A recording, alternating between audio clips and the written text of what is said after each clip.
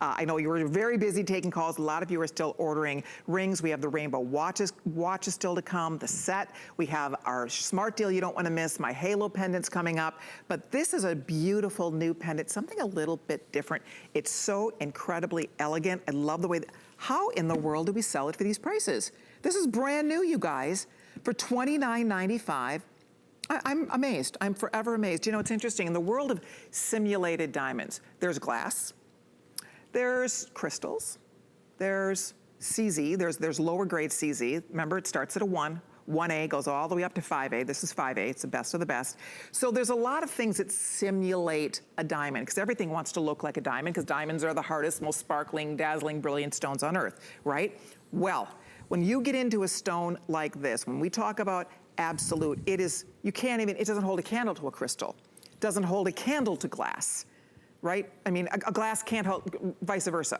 Glass and crystal can't hold a candle to what absolute is. It's completely different. These are crystals that they grow using a formula that dates back to the 1970s. It was developed in Russia.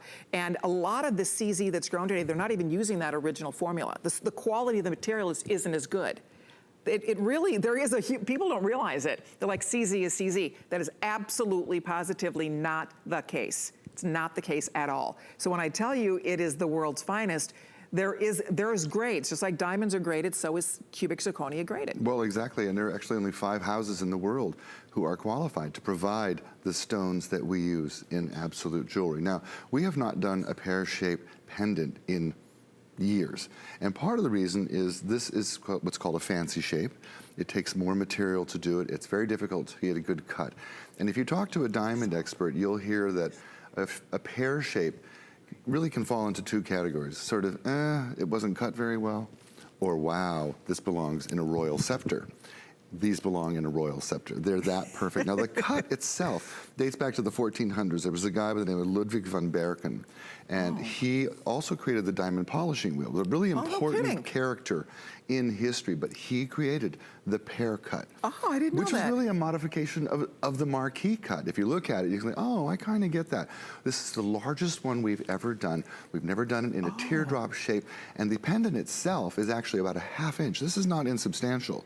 And the chain is included. Oh, it's gorgeous. 18 inches on the chain. Absolutely gorgeous. Any of us would be so proud to wear jewelry like this. And I think that's the exciting thing about it. This is, you know, diamonds are every day. You don't buy diamonds and then don't wear them. That's why people love diamonds. You're investing in something that you literally can wear every single day. Absolute is that same kind of thing. This is not when you're, you know, going to a black tie dinner, and you could wear that to a black tie dinner. But this is jewelry that is designed and made to be worn every single day. That's why a lot of people shower in it, sleep in it. As long as you keep the stones clean, as long as you keep them clean, they will look this beautiful for a lifetime. For a lifetime.